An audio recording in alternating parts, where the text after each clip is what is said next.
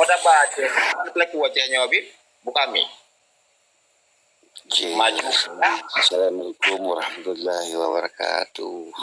Waalaikumsalam. Bahasa Indo mentang na yang anjir bahasa Aceh tangino. Oke. Ya. Kalau saya perhatikan apa yang dari pengalaman saya bisa menyimpulkan bahwa pemerintah itu tidak ada tujuan untuk membangun Aceh. Contoh saya bilang, pertanian di Aceh itu cukup dengan penyuluhan aja, tapi tidak diarahkan supaya produk mereka itu nanti kalau sudah panen kemana dan diapain itu produknya. Keseriusan dalam pemerintah itu saya lihat tidak ada. Mereka itu cuman menjalankan tugas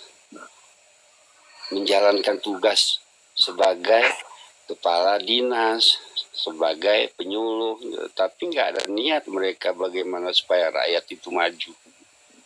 Baik, ya, betul, Bang. Betul. Contoh aja gini, Bang, ya. Coba dipancing dengan Rin, tutup mic dulu. Ada waktu berbicara. Lanjut, Habib. Karena apa? Saya ngomong kayak gini, saya pernah di dalam itu, walaupun cuma sebentar, tapi saya lihat itu mereka tuh nggak serius. Coba kalau serius sebenarnya Aceh itu kalau kita mau serius itu 3 tahun udah bagus dia serius. Tapi ya mulai dari kepala daerah itu jangan ngurusin yang bukan, maksudnya bukan yang bukan urusan dia, nggak perlu dia urusin. Ada orang, itulah gunanya ada wakil, ada sekda, ada kepala dinas, apa semua itu. Jadi nggak perlu, kepala daerah itu tugasnya adalah mengkoordinir saja. Nggak perlu sibuk turun sana sini, sibuk kali pun apa, kayak dia aja yang bisa kerja gitu, orang lain nggak bisa kerja. Itu yang saya lihat sebenarnya. Nanti kalau kita tegur nggak mau marah-marah dia sama kita. Masalahnya kan cuma di situ, terlalu mengambil urusan yang bukan urusan dia. Memang dia kepala daerah, tapi kepala daerah itu tugasnya untuk mengkoordinir anak buahnya, yang tidak becus buang. Kalau dia tuh ngurusin semuanya, ngapain yang lain-lain itu kerjaannya? Ini yang persoalannya di Aceh. Kadang-kadang kedudukan seorang pemimpin itu tidak tahu dia kalau dia itu di mana tempatnya. Sayang sekali saya lihat itu. Kalau kita koordinasi dengan mereka tuh, kalau bahasa Acehnya dia bilang nyan kana lamu lelun. Mana bisa semuanya dalam hal tertentu orang lain lebih bisa daripada kita. Makanya payah di Aceh itu kita mau berkolaborasi dengan pemerintah itu, karena mereka tuh merasa bahwa mereka itu lebih pintar dari orang lain. Ini yang persoalannya. Pengalaman kita di luar itu sebetulnya banyak yang bisa kita implementasikan di Aceh. Pabrik sirah, sirah bahasa Indonesianya apa itu? Garam, ya. Pabrik garam aja nggak ada di Aceh, ada di daerah Pidi. Dia orang waktu itu mintalah kami modal sekitar 2 miliar aja. Supaya garamnya bisa diproduksi di Aceh secara baik. Itu pun susah kali kita mau minta. Korupsi boleh? Ini persoalannya, bukannya orang Aceh itu malas, bukan, tapi kerjasama antara pemerintah dengan rakyatnya itu hanya sebatas tugas. Nggak ada niat membangunkan Aceh itu persoalannya. Yang penting mereka tuh udah enak, yang penting mereka sudah menjalankan tugas, udah mau jadi apa kayak petani itu mau jadi. Itu bedanya dengan di Thailand. Di Thailand memang betul-betul pemerintah itu turun untuk untuk ya tahu yang pemerintah rakyatnya. Di tempat kita nggak kayak gitu. Mereka hanya sebagai tugas kalau menjalankan penyuluhan. Jadi di situ kan ada UMD ya, perusahaan daerah.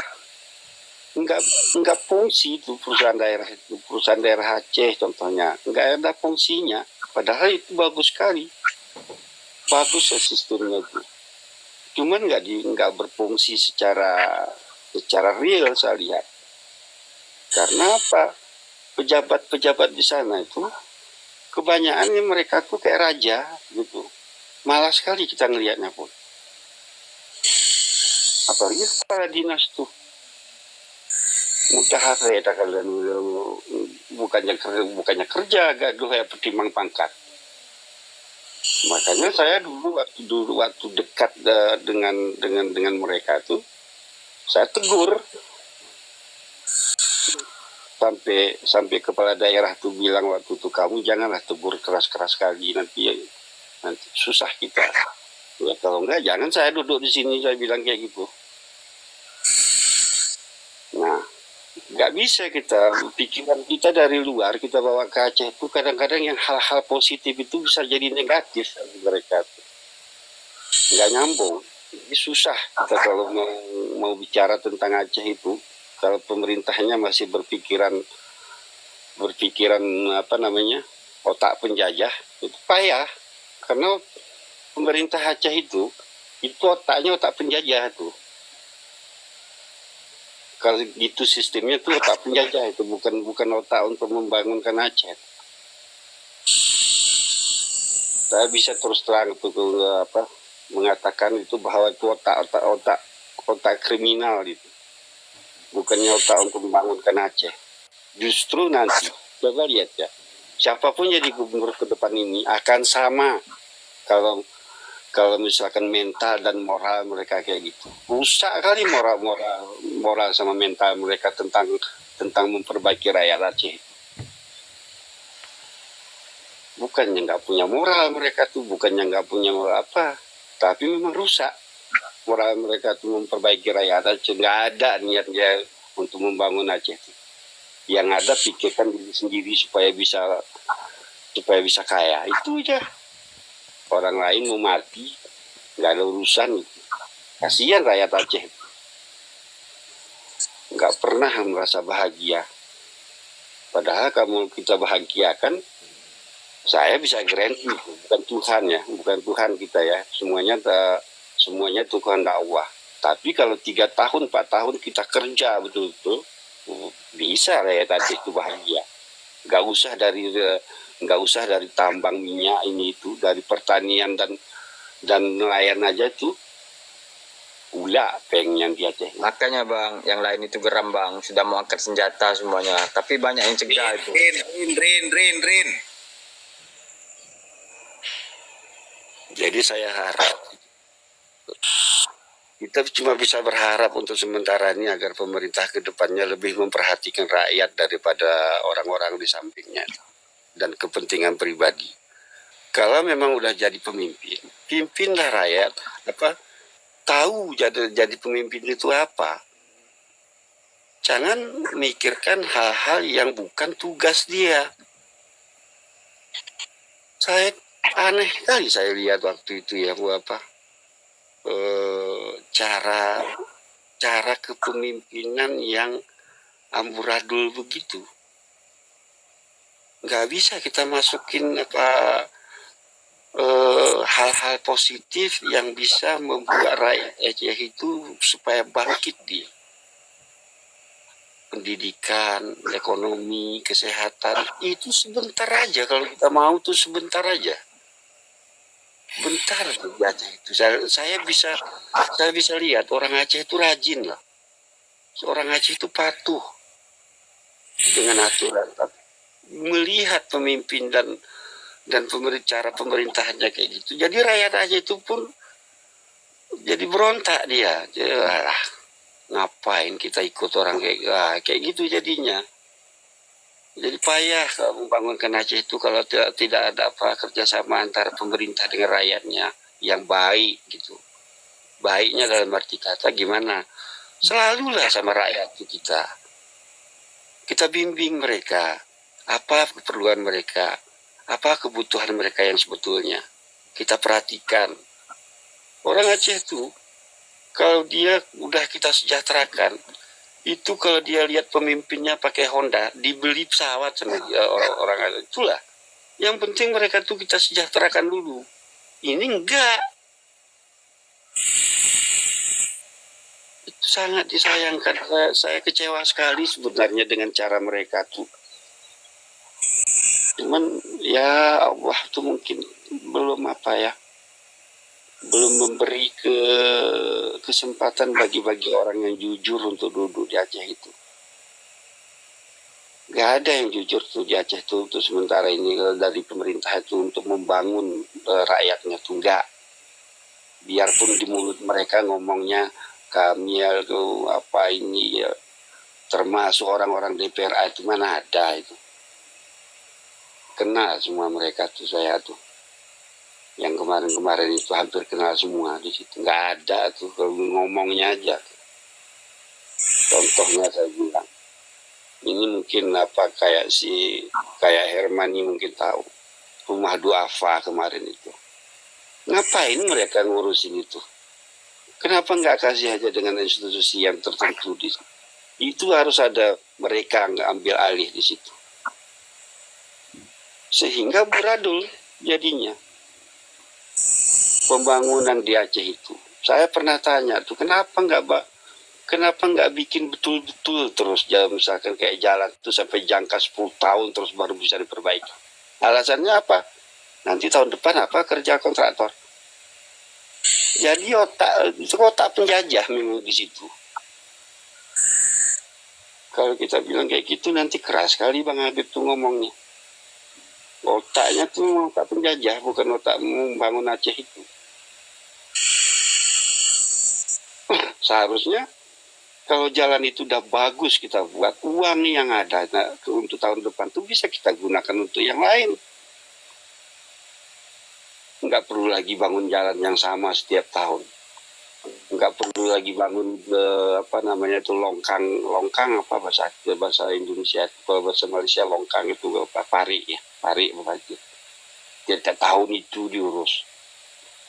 Karena itu tadi kalau kita tanya nanti tahun depan kerja kontraktor. Apa urusan kita sama kontraktor tuh? Rakyat Aceh itu gimana? Ada dipikirin? Kan enggak. Saya paling anti saya kalau pemerintah yang tidak memikirkan rakyatnya.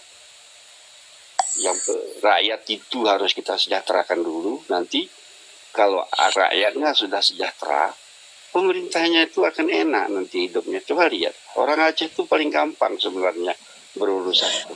Contohnya kayak tadi, kalau rakyatnya sudah sejahtera hidupnya, itu kalau dia lihat pemimpinnya itu pakai Honda pesawat, dia beli untuk kesana kemari. Kalau rakyatnya kayak gitu makan siang harus susah makan ini besok gimana ini, aduh. Nggak bakalan kemana kita kalau kayak gitu. Jadi kalau sekarang ini kalau ada calon-calon yang akan memimpin Aceh itu ngomongnya gini jangan percaya, itu nggak bisa. Kalau otaknya tuh masih otak penjajah nggak bisa dia. Ubah dulu cara berpikirnya itu baru bisa dibangun Aceh itu. Habib, Ya. Menurut pola pikir saya ini, jadi tingkat gubernur, sekda, semua struktur pemerintahan yang ada kewenangan, termasuk tingkat rendah, Pagesi Palora, panggil dulu semua ke Aceh, ke Banda Aceh, ke Kubu Syahwala.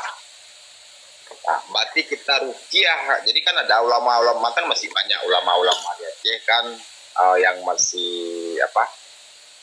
Masih keramat lah. Kita bilang kan masih banyak. Jadi kita rukiah.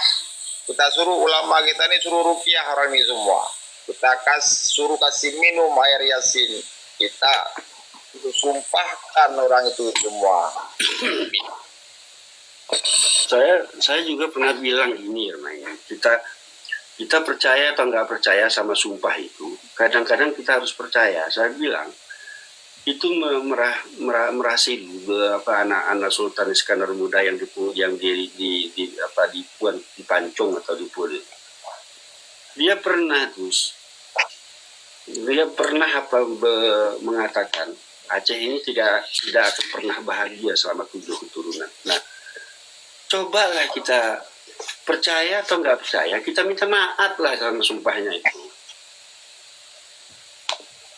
Karena saya lihat Aceh itu seperti temerka sama ketua sama leluhurnya, nggak bisa maju. Ini temerka itu nggak bakal bisa maju kita sampai kapanpun ya. Jadi seperti Hermani bilang tadi, itu bagus sekali. Saya sangat mendukung itu.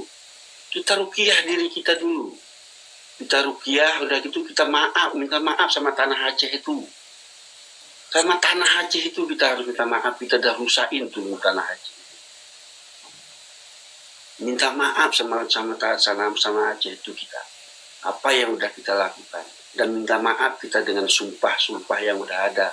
Dan sadari diri bahwa kita mungkin sudah buat kesilapan. Itu dulu kita urusin, jangan yang nanti yang lain-lain akan datang sendirinya. Saya 1000% setuju dengan kamu, Ermain. Dirukiahkan dulu orang Aceh itu. Dan nampaknya orang kita ini udah temerka sama leluhur kita. Sudah lebih mengarah ke situ saya lihat. Karena apapun yang kita buat selalu gagal. Ini ada kaitannya dengan ketemerkaan itu. Coba pandangan yang lain. Bang Er, buka mic Bang. Baik Bang, terima kasih banyak Bang Benny, host semuanya. Apa yang disampaikan Habib sangat mewakili apa yang kita rasakan saat ini. Kita sangat merasakan apa yang dirasakan yang dikatakan Habib, memang benar semua tuh Habib. Tapi saya rasa kita selaku rakyat Aceh, orang Aceh, jangan pesimis untuk Aceh yang lebih baik.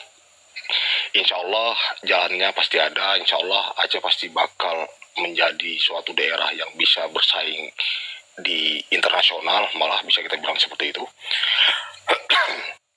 Jadi harapan kita ada di depan mata, yaitu pilkada ini ke depan. Mungkin 10 tahun ke belakang kita masih banyak ketinggalan, banyak kekurangan. Solusinya seperti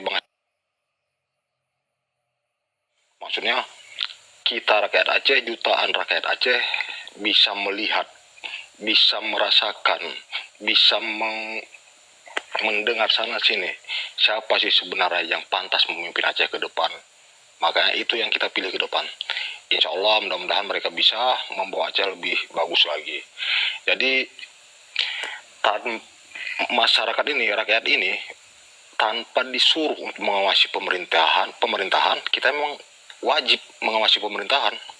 Memang hak kita sebagai rakyat. Karena apa? Karena pemerintah itu adalah wakil kita. Mereka bekerja buat kita rakyat. Jadi kita berhak kita mengawasi jalannya pemerintahan tersebut. Contoh di Lampung sana dan kritikan pedas oleh salah satu orang masyarakat Lampung. Jadi perhatian itu langsung turun ke Lampung. Sempat viral waktu itu, masalah Lampung, masalah jalan, sempat viral. Jadi kita nggak perlu takut siapapun dia, baik pemerintah pusat, baik pemerintah kita Aceh. Jika ada yang istilahnya tidak mengenang, ya kita wajib mengawasi mereka. Kita nggak usah takut ditangkap, kita berhak kok ada undang-undangnya kok, gitu aja.